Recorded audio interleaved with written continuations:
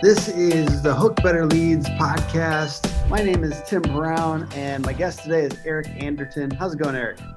Tim, it's great. Thank you for having me on the show here today. Absolutely. So Eric has a consultancy and a podcast called Construction Genius. They help build leaders by providing them with training, strategy, sales, and leadership with practical tools that they can use. And today we're talking about the generation gap and how to motivate millennials and Gen Z in construction. And you don't have to listen to this podcast to know that there is kind of a sourcing problem with talent in the industry, in the construction industry. And a lot of construction companies, whether it be residential, commercial, what have you, are dealing with that. And so we're going to ask Eric about what he's seen out in the field with that. And just from your overall perspective, what is the problem in the industry right now regarding getting great people in your organization? And is it uncommonly hard right now, or is it just that's always been hard? Well, I think there's a couple of things going on. One, I'd like to start with this idea of the generation gap. I think that's a lot of BS, really. Okay. Yeah. And the reason why I say that is because ballers ball. That's what I think of, and I always talk to my clients about. Ballers ball, and you can find ballers in every generation, just like you can find scrubs in every generation. I like that. And there's a real sometimes the older folks, we get this mindset, people who are in their 50s and 60s, that the younger people are, X, Y, and Z, and they start complaining about them. And I just tell my clients, just shut up, stop complaining about these people, because there are ballers in those younger generations. It's your job to identify them. And the reason why perhaps you haven't yet is because you yourself are kind of lacking on that high performance mentality. And so I know, I was talking to one of my clients yesterday. This guy's 30 years old. He's a general superintendent in a very large engineering and dirt moving company.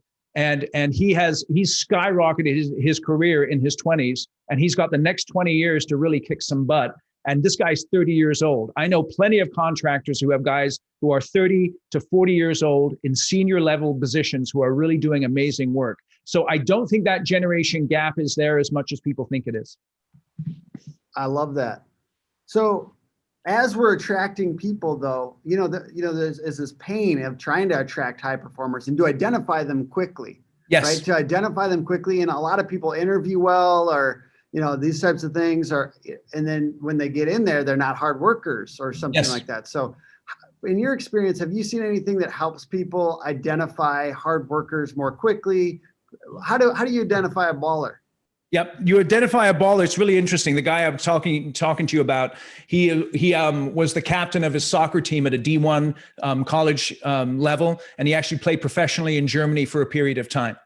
And so that's an example of one way that you identify ballers is you actually find people from competitive athletic backgrounds. You don't find recreational athletes, but you find people who've played competitive sports in high school or in college, because they understand the construction mentality that we need to bring this project in on time, under budget, and safely. And that's going to be the win for us. And we're not going to be satisfied with anything less than high performance. And so one of the tactics that I encourage my clients to use, and they found to be extremely successful, is look to the competitive athletes in universities and in high schools, and think about those folks as potential pipelines for your organization.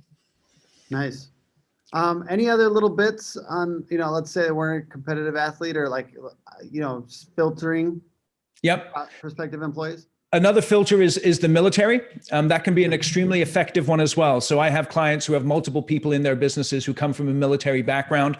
One of the guys that I'm working with right now, we're actually working with him just to take a little bit of that military edge off, because it is a bit of a challenge for some folks. But it's also extremely helpful to have that discipline and that focus and that willingness to show up and push through pain, because the construction business, by its nature, one of my clients said it really well, construction, it sucks, but it's fun, right? So you got to be able to get through the suck in order to get to the fun. And people from a military background, particularly folks who have been on actually active tours of duty and are coming back into the civilian workforce, those are another good target for people who want to find talent for the construction industry. Awesome. Another topic that I think will be useful to our audience is the managing outcomes instead of just tasks. So how do you how do you manage performance with these, even the high performers? They need structure. We need to create a motivating environment. We need to get clarity on what we want them to accomplish. So how have you seen using outcomes versus tasks useful? Yeah, it's really important, particularly in a blended work environment. Most commercial contractors at the moment are in a blended environment where you have a few folks in the office. You obviously have people out in the field, and because we're going through the COVID right now when we're recording this, so there's people out in the field, essential workers getting the jobs done. And then you have folks at home, so we have this blended work environment, and it's really easy for out of sight, out of mind. And so that's why construction leaders need to shift from managing by tasks to managing by outcomes. And so the key is you may be clear in your mind what the outcome is that a project manager or a project engineer is supposed to achieve, but you've got to ask yourself the question, are they clear on it? I was just chatting with a $1 billion contractor last week, and they were bemoaning the fact a little bit that their project executives were not active enough in business development. So I asked to see their job description, and in the job description, there was nothing in there about business development. So I said, well, here's your first problem. You've got nothing here about business development. And so what you've got to be able to do is, as far as managing by outcomes, is clearly define what you expect each person's role to achieve, and then sit down with them and ask them, what are you going to do to achieve this in terms of the tasks that lead to the accomplishment of the outcome? Mm-hmm. And it's very important that you have that conversation, because you may be clear on what the tasks are, but they may not be clear. And then once they understand the tasks that lead to the outcome, you have to then really focus, because there's so much that people need to do in order to execute their job responsibilities, that in order to improve performance, there needs to be a very specific focus. Because if there isn't a specific focus, then that performance doesn't tend to increase, and you tend to get mediocrity. So you have to be able to identify their most important outcome, and then the most important task that leads to the outcome, and then ask them this question: in what specific ways can you improve your performance of the most important task that leads to your most important outcome in the next 30 days? And then give them 2 minutes to write down as many ideas as they can come up with. And you at the same time should write down as many ideas as you can come up with to that question for them. And then what you do is you compare your lists. So you sit down with your direct report and you compare what they think they need to do with what you need to do, what you think they need to do. And then together you come to an agreement on 1 or 2 items, 1 or 2 ways that they can improve the performance of the most important task that leads to the most important outcome. And then you hold them accountable for that on a weekly basis for 30 days, and you see how their performance improves. That's awesome. I love that. You kind of mentioned that you look at high-performing athletes as a model for how perhaps executives and high-performing employees can improve what they're doing. How do you take, what principles are you taking from high-performing athletes and applying to the construction environment? It's a great question. So I like to tell my clients the story of a young woman named Mary. And actually, I don't even consider her a young woman when the story started. She was a girl. She's 13 years old. And she was swimming competitively, and she made a commitment that she wanted to break the world record in the 200-meter butterfly. And she was already a very good swimmer. But what she did is she made 2 changes that really caused her to achieve breakthroughs in her swimming. And they were very simple changes. The first one, she started showing up on time to practice. So that was just a matter of discipline. So she made a choice of discipline. And the second one is when she was swimming her laps, she began to touch at the end with 2 hands on the wall before she made her flip. And apparently when you touch with 2 hands, it's a better technique than touching with 1 hand, and it speeds you up. Okay, so she didn't say, okay, in order to achieve the world record, I just need to do more swimming laps. I need to do more. Instead, she focused in on a little bit more discipline, showing up on time, and 1 technique. So that combination of discipline and technique had a massive impact, and she broke the world record when she was 14 and went on in 1984 to win 2 gold medals at the Olympic Games in Los Angeles. That was Mary Megger. So she just made those two very slight changes in discipline and in technique, and that had a massive impact on her performance. So that's what you want to really look at is where are the people that report to you, where are they failing a little bit on discipline, that they could tune that in just a touch, and where is it that they could perhaps change their technique just slightly, and that slight change in technique can have a massive impact on their outcomes. That's huge. I like it. So we talked a little bit before the podcast about just like, let's say a trouble employee or somebody that's not quite living up to the expectations. Sometimes you had a very high expectation for them coming in because they presented as a baller, so to speak.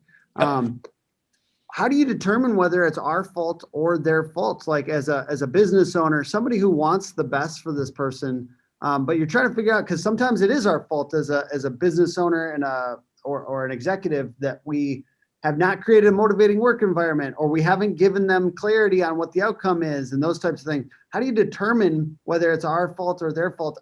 And where do you draw the line of, hey, maybe we have to let you go, or those types of things? Because it is a lot of work to try to replace employees. It is, particularly in a tight labor market. So there's three things that make a good employee. The first one is skill. The second one is will. And the third one is culture fit. Okay. So whenever you have a troubled employee, the first thing you want to ask is the skill question. And you want to ask, do they have both the capability and the capacity to execute their role? And if they don't, is that a matter of their cognitive abilities, or is it a matter of us not giving them the training they need? So someone might be struggling just because they don't know how to do something, or they haven't had enough time to perfect the skill, and you need to spend some time training them. Second question you've got to ask is the will question. And this particularly happens when folks get later on in their career. They may have the skill, but they may not have the inner drive anymore. So for instance, I've just finished up listening to Elon Musk's biography, and you might have the skill to work at SpaceX, but if you don't have the will, you are not going to fit. If you're not willing to work 12 hours a day, 6 to 7 days a week, you are not going to fit at SpaceX. So you've got not only to have skill, but will. And then the third thing is culture. Culture is vital. I know a gentleman who is an extremely talented construction professional. He really wants to succeed in his career, but he struggles with the culture of the company that he works in. And so this is one of the things you've got to ask is sometimes you have someone who has skill and they have will, but they're just not a fit. And you're doing them a disservice by allowing them to stay in your company if they're not a cultural fit with the way that you run your business. Mm-hmm. So in order to be able to ask yourself a question, is it time for someone to move on? You've got to ask those three questions: skill, will, culture. Do they have the skill? Do they have the will? Are they a cultural fit? If you're not sure on two of those three, then it may be time to move them on. If it's only one of those three, then it's worth a conversation. And it's worth working with them to see what you can do to help them with either the skill piece, the will piece, or the culture piece. Awesome. I love it. I know that we kind of glossed over the Gen Z and millennial thing at the beginning, because I agree with you 100%. There's ballers in every generation, and it's important to recognize that. I do want to, there is cultural differences sometimes within generations. So I want to briefly go over if you have anything that you've seen for younger employees or people that are earlier in their career. And I mean, millennials are now as old as 36 and 37 now, I think. Yes. So like, it's not all just, super young, but like, what have you seen maybe helps? If you have any other little tips, I understand that I agree with you 100%. There's ballers in every generation, but is there anything that you've seen help motivate those people? Little tips, 2 or 3 tips that you could give us? Yeah, sure. I think one thing you've got to understand, I know that you understand this, but people have to understand is that the way that Gen Z and especially younger millennials, the way they process information, the way they look at information capture and retention is completely different from the way that older people do. And so, for instance, they've had the world in their hands from when they were babies. Okay, mm-hmm. All the information they need is right here.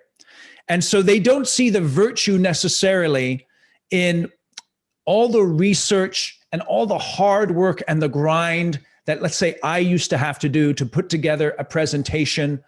And they have so many more skills as far as information gathering and processing that perhaps older people don't appreciate. And it's so important that folks who are in their 50s and 60s understand that they have a talent, these younger people, a talent of gathering information and synthesizing information very quickly and very effectively. And they need to tap into that and make sure that they're leveraging those folks in their organization in an effective way. Oh, that's good. Yeah. How about a weakness? Here's the deal. I need a little spiciness from you. You got okay. So this is. Are you talking about the weakness of the younger generations? Yes, absolutely. Okay. Listen, you're not in high school anymore, and you're not in college anymore. I want to encourage you to stop getting offended so easily. Yeah. Okay. Stop it. Yeah. Okay. Everyone does not have to conform to your outlook on the world. Yeah. Okay. If you're an employee in an organization and they're paying your wages and they're giving you a place to work, you need to be willing to adapt to them. And I tell you, one of the ways I see this, have you ever heard of Coinbase? Yes, sir. Okay. So did you read the recent blog post from the Coinbase CEO on the mission focused? I have not. You could. Okay. So I did a whole podcast on this. He basically wrote a blog post saying, because of the political activism of some of the younger folks in his company, and those younger people wanting the organization to make political stands in various areas. And he wrote this whole blog post and he said, listen, we are mission focused. If it isn't concerning the mission of our organization, we are not going to take a political stand. We're an equal opportunity employee. You're all welcome to work here if you buy into the mission. We're not going to discriminate against anyone based on any of those equal opportunity employee parameters, but we are not a political organization. Okay. If you want to play politics, play it outside of work. Don't bring it to work because it pollutes organizations and it divides organizations and keeps organizations from achieving their goals. And let me say this. I think a lot of these corporations make a deep, deep mistake in their virtue signaling that they do. It's disgusting to me. Okay. I have no problem with people holding different political opinions, but these corporations putting on LinkedIn their solidarity with this cause or that cause because they think they need to do that in order to appear virtuous and not to take heat from people. Listen, stop doing that kind of stuff. Stay mission focused on what you do and don't feel that you have to display to the world some kind of fake virtue in order to justify yourself. If you're a good business and you're solving problems and you're adding value to the community, that is sufficient. You need to focus it on your mission and not worry about all that other, in my mind, political BS that divides people unnecessarily. Hey, you didn't hold back. I like that. And I appreciate your perspective there for sure. Maybe if you want to give them the URL that they could look at, if they want to talk to you about particularly building leaders, providing them with training strategy, sales and leadership, practical tools, where should they check you out? Yeah, check me out at ericanderton.com. You can find out more about me there. And you can also find me on LinkedIn. Just Google Eric Anderton. And of course, at my podcast, constructiongenius.net. Awesome. And one of the best ways to get to know me, just listen to my podcast. You'll get an idea of the kind of work that I do, both with the solo shows and the interviews. You'll get tons of value from that. Check that out. If you ever want to contact me about strategy, leadership, or sales for commercial contractors, feel free just to reach out to me. Love it. Thank you so much for joining us. And I really appreciate the useful content for the commercial contractors on here. And join us every week for the Hook Better Leads podcast. And it's Hook Agency, hookagency.com, and all over social, Hook Agency. Thank you so much again, Eric, and have a great day. Thank you, Tim.